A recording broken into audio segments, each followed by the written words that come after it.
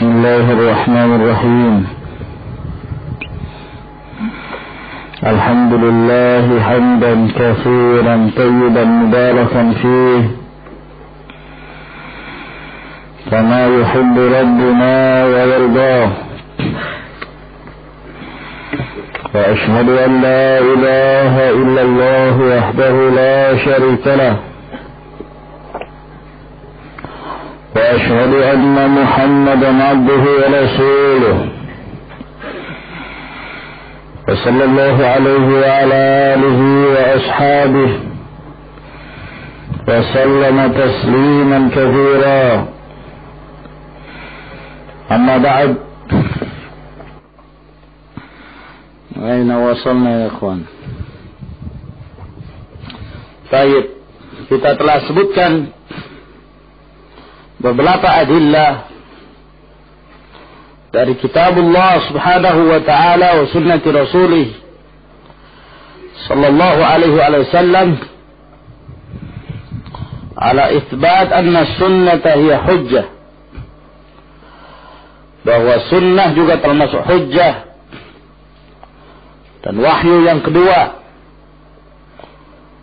dan itulah yang disebut dengan al-hikmah yang terdapat di dalam Al-Quranul Karim. Wa anzalallahu alaikal kitaba wal hikmah. ثم قال العلامة محمد خليل هراس رحمه الله تعالى وأهل البدع والأهواء أهل البدعة dan ahlul hawa biiza'is sunnati sahihati, di hadapan sunnah yang sahih ini, ya, fariqan, ada dua firqah, ada dua kelompok dari mereka. Naam. Kelompok yang pertama, fariqun la yatawarra'u an raddiha wa inkariha. Dia tidak mempunyai sikap wara', tidak berhati-hati untuk menolaknya, yakni tidak ragu lagi untuk menolak hadis. Wa inkariha, dan mengingkarinya. Idza waradat bima yukhalifu madhhabahu, apabila hadis itu datang, hadis itu disebutkan menyelisihi madhabnya, menyelisihi kelompoknya. Nah, apabila menyelisihi kelompoknya, ditolak hadis itu. Nah, di antara mereka ada yang menolak secara terang-terangan, ya, yang sesuai dengan kelompoknya atau yang tidak sesuai dengan kelompoknya, maka mereka dari kalangan munkir sunnah, ya, dan mereka adalah orang-orang yang kafir, melakukan pengingkaran terhadap sunnah Rasulullah sallallahu alaihi wasallam secara keseluruhan, adalah kekufuran yang nyata, keluar dari Islam.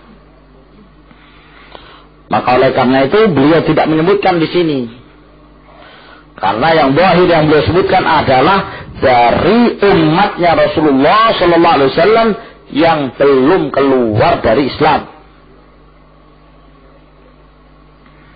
Nah, itu yang beliau maksudkan. Adapun yang munkir sunnah, pengingkaran terhadap sunnah dengan jelas, dan menyatakan saya tidak berhujjah dengan sunnah, sunnah apa saja, kafir. Naam, karena tidak menjadikan apa yang dibawa oleh Rasulullah sallallahu alaihi wasallam sebagai hujjah. Tapi ini dia menolak sunnah tidak secara keseluruhan, ditolaknya berdasarkan hawa. hawa nafsu bid'ah. Dia menolak ketika menyelisih mazhab bid'ah dengan alasan annaha ahaditsu ahadi, bahwa ini adalah hadis-hadis ahad, la tufidu illa dhann, tidak memberi faedah kecuali dhann saja. Ya. Sedangkan dalam masalah akidah kata mereka harus yakin. Ya. Sedangkan hadis ahad itu dhanni, tidak qat'i kata mereka, sehingga tidak bisa diamalkan dalam perkara-perkara yang meyakinkan. Wal wajibu fi babil i'tiqad huwa al-yaqin. Sedangkan yang wajib dalam perkara keyakinan, dalam perkara akidah adalah keyakinan. Sedangkan hadis, kalau hanya diriwayatkan dari hadis ahad kata mereka, maka tidak bisa jadikan sebagai sandaran, karena khabar wahid itu hidup dhann kata mereka. Wa haula'i humul mu'tazilah wal falasifah. Mereka ini adalah dari kalangan mu'tazilah dan falasifah, filsafat. Dan tentunya mazhab ini tidak hilang. Sekarang muncul bibit-bibitnya, afrahuhum, ya, antek-anteknya, bibit-bibitnya, anak-anaknya, generasinya yang menyerap pemikiran-pemikiran Mu'tazilah dan filsafat, seperti dari kalangan Hizbut Tahrir.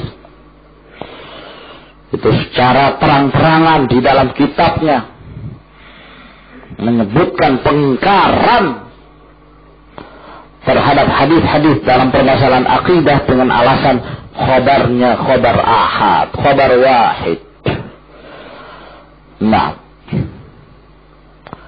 ya, sebutkan oleh Taqiyuddin Nabhani dalam Nizamul Islam, kitab kajian milik Hizbut Tahrir, secara terang-terangan, ya. Dan Ibnu Qayyim rahimahullah masukkan pendapat dan pernyataan bahwa khabar wahid itu, ya, memberikan faedah dhann sehingga tidak bisa diamalkan dalam babul akidah, dijadikan beliau termasuk taghut yang harus dihancurkan. Ya, ini termasuk taghut dalam Sawa'iqul Mursalah. Beliau sebutkan itu. Dan beliau datangkan sekian banyak dalil dan riwayat-riwayat yang menunjukkan wajibnya seorang menerima hadis. Apakah hadis itu melalui jalur mutawatir ataukah melalui jalur ahad, harus diterima oleh seorang muslim, baik dalam permasalahan akidah maupun dalam permasalahan fikhi. Nah,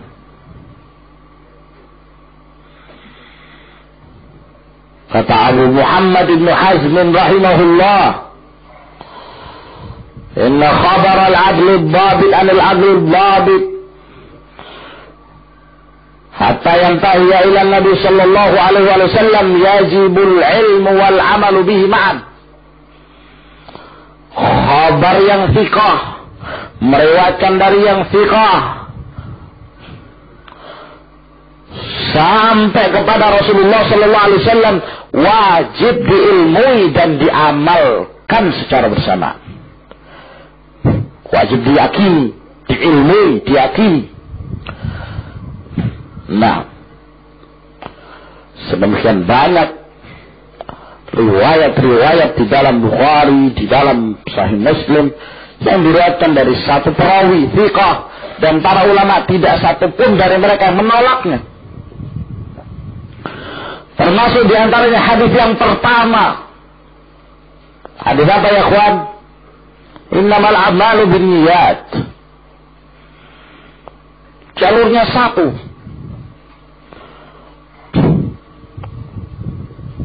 Hadisnya hanya yang meriwayatkan Umar bin Khattab.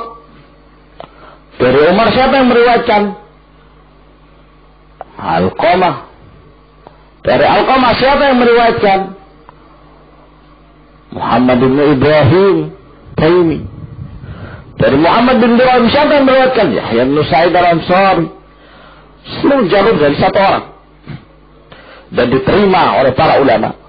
Rasulullah SAW ketika mengirim Mu'adz bin Jabal sendirian, yang diajarkan apa?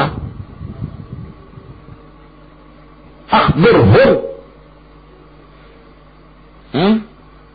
tentang syahadatai. Nah, kabarkan mereka tentang syahadatai. Innaka ta'ti qauman min ahli kitab falyakul awwalu ma tad'uhum ilai syahadata an la ilaha illallah wa anni rasulullah. Satu orang. Dan mereka yang ada di Yaman pun tidak menyatakan kami maunya dikirim, kami tidak percaya kalau dari satu orang lebih, karena khabar ini khabar wahid. Sama sekali tidak. Ini bid'ah yang mulai muncul dari zaman Bishr al-Mirrisi. Bishr Mughiyas al-Mirrisi, yang ketika dia melakukan pembagian hadis menjadi dua, hadis mutawatir, hadis ahad, dengan maksud dan tujuan untuk menolak hadis ahad. Kalau hanya sekedar pembagian tidak jadi masalah. Tapi ma wara'a hadhihi natijah, ma wara'a hadha taqsim, apa dibalik semua dari pembagian ini? Kalau yang diinginkan bahwa tujuan pembagian tersebut adalah menolak hadis ahad, fahuwa taqsimun batilun bid'i. Pembagian yang batil, bid'ah. Oleh karena itu, di zamannya Ad-Darimi rahimahullah membantah pendapat Al-Mirrisi dalam kitabnya Ar-Raddu 'ala Al-Mirrisi. Nah, yang kedua, wa fariqun yuthbituha wa ya'taqidu bi sihhatin naql. Ada lagi kelompok yang kedua, itu menetapkan dan meyakini penukilannya sahih. Beda dengan yang tadi. Kalau yang tadi apa? Ditolak. Paham ya kawan? Tidak meyakini penukilannya sahih dari Rasulullah SAW. Ya. Sehingga kalau tidak diyakini dalam masalah akidah nggak bisa diamalkan. Sedangkan dalam masalah fikih bisa, karena kebanyakan masalah fikih kata mereka min badid dzanniyat, min badid dzunun. Kebanyakan prasangka-prasangka. Subhanallah. Lalu apa sikap mereka tentang hadis Nabi sallallahu alaihi wasallam? Hadis apa ya kawan? Hadis Abu Hurairah. Idza tashahhada ahadukum falyata'awwadh billahi min arba'. Allahumma inni a'udzubika min adzab jahannam. Allah, aku berlindung padamu dari azab jahannam. Wa min azabil qabr, dan dari azab kubur. Termasuk yang mereka ingkari dalam permasalahan akidah mereka dengan alasan hadis ahad adalah mengingkari azab kubur. Lalu bagaimana mereka dengan hadis ini? Kalau mereka tolak, wah ini kan dalam masalah fikih, dalam masalah sholat, mestinya diamalkan. Kamu baca sebelum salam, itu diperintahkan. Kalau kamu mengamalkan itu, berarti kamu berlindung dengan sesuatu yang kamu tidak yakini. Kamu mengatakan Allahumma inni a'udzubika min adzabil qabr, kamu sendiri mengingkari azab kubur. Lah, kenapa kamu berlindung dari azab kubur? Fayatahayyarun. Nah, orang-orang bingung mereka ini. Wa fariqun yuthbituha wa ya'taqidu bi sihhatin naql. Kalau kelompok yang kedua menetapkan, meyakini betul penukilannya dari Rasulullah, walakinnahu yashtaghilu bi ta'wiliha, tapi dia ini sibuk untuk mentakwil, atau istilah yang lain merubah, mentahrif, merubah makna yang sebenarnya. Kama yashtaghilu bi ta'wili ayatul Quran, sebagaimana dia sibuk untuk merubah makna-makna yang terdapat di dalam ayat-ayat Allah Subhanahu wa taala. Hatta yukhrijaha an ma'aniha zahirah, sampai mereka mengeluarkannya dari makna-makna yang zahir ila ma yuriduhu min ma'anin bil ilhad wa tahrif, kepada apa yang mereka inginkan dari makna-makna dengan cara ilhad, memalingkan dari makna yang sebenarnya dan merubah-rubah makna yang sebenarnya tersebut. Sampai di antara mereka ada yang dengan lantangnya mengatakan, fahmu ma'anil Quran ala zahiriha kufr, memahami makna Al-Quran secara zahir itu kekufuran. Tak bisa difahami secara zahir, kata mereka, tapi harus bisa difahami secara batin. Tak bisa difahami secara tersurat, harus dengan tersirat. Subhanallah. Ya, berbicara panjang, Al-Imam Muhammad Al-Amin Asy-Syanqiti rahimahullah di dalam kitabnya Adwa'ul Bayan membantah orang berpendapat seperti ini, bahwa zahir dari Al-Quran itu kekufuran. Ya, beliau membantah, ya, dan berbicara sepanjang lebar masalah taklid, masalah hujjah, ittiba', ketika membahas firman Allah Subhanahu wa taala dalam surah Muhammad, afala yatadabbaruna al-Qur'an am ala qulubin aqfaluha. Pembicaraan beliau panjang betul, ya, dan membantah orang menyatakan zahir dari Al-Quran itu kekufuran. Wa haula'i hum mutaakhirul asy'ariyah, mereka ini adalah orang-orang mutaakhirin dari kalangan Asy'ariyah. Wa aktsaruhum tawassu'an fi hadzal bab al-Ghazali war-Razi, dan yang paling banyak, ya, bersikap seperti ini, semakin meluas dalam menyikapi hal ini, adalah Al-Ghazali dan Ar-Razi. Sebagaimana yang kita ketahui bahwa Al-Ghazali, ya, yang dahulu memang lama berkecimpung dalam ilmu sufiyah, kemudian ilmu filsafat, sehingga akhirnya pun beliau bertaubat. Demikian pula Fakhruddin Ar-Razi, lama dia berkecimpung dalam ilmu filsafat, yang pada akhirnya dia pun bertaubat kepada Allah Subhanahu wa taala. Sehingga pendapat-pendapatnya ketika dia masih berada di atas akidah filsafat. Qauluhu wa ma wasafa ar-rasul bihi, apa yang disifatkan oleh Rasul ila akhir, dan seterusnya. Yakni yaitu annahu kama wajabal imanu, sebagaimana wajib untuk mengimani bi kulli ma wasafallahu bihi nafsah, wajib untuk mengimani setiap apa yang Allah sifatkan dirinya fi kitabihi, di dalam kitabnya, min ghairi tahrifin wala ta'tilin wala takyifin wala tanfil, tanpa tahrif, tanpa ta'til, tanpa takyif dan tanfil.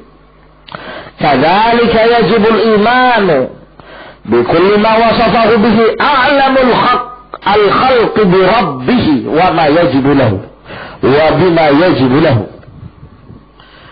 Demikian pula wajib untuk kita imani dengan setiap apa yang disifatkan tentang Allah, yang mensifatkannya adalah a'lamul khalqi bi rabbih, yang paling berilmu tentang Allah Subhanahu wa ta'ala dari kalangan makhluk, wa bima yajibu lahu, dan dengan apa-apa yang wajib baginya, yang wajib dinisbahkan kepada Allah. Yang lebih mengerti siapa? Ya Rasulullah sallallahu alaihi wasallam. Wa huwa rasuluhu sabiqul masduq, rasulnya yang jujur, ya, as-sadiq, terhadap apa yang dia ucapkan, dibenarkan khabarnya, dan senantiasa dipercaya dengan apa yang beliau beritakan tanpa ada keraguan sedikit pun. Salawatullah wa salamuhu alaihi. Qauluhu kadzalik ay imanan mithlu dzalikal iman, yaitu kita beriman seperti keimanan tersebut. yakni wajib al-iman biha kadzalik, wajib pula kita beriman dengannya, dengan sunnah Rasulullah SAW tersebut, sebagaimana kita wajib beriman dengan apa yang terdapat dalam kitabullah, khalian min at-tahrif wa at-ta'til wa min at-takyif wa at-tamthil, bal itsbatullah 'ala al-wajhi al-la'iq, bahkan menetapkan sifat-sifat Allah tersebut menurut sisi yang layak, bi'azamatir Rabbi jalla sya'nuh, yang menunjukkan keagungan Allah subhanahu wa ta'ala. Nah, lalu setelah itu beliau akan menyebutkan adillah, dalil-dalil dari sunnah Nabi sallallahu alaihi wasallam tentang sifat-sifat Allah subhanahu wa ta'ala. Wallahu a'lamu bis-shawab. إلى هنا تفضلوا حفظكم الله.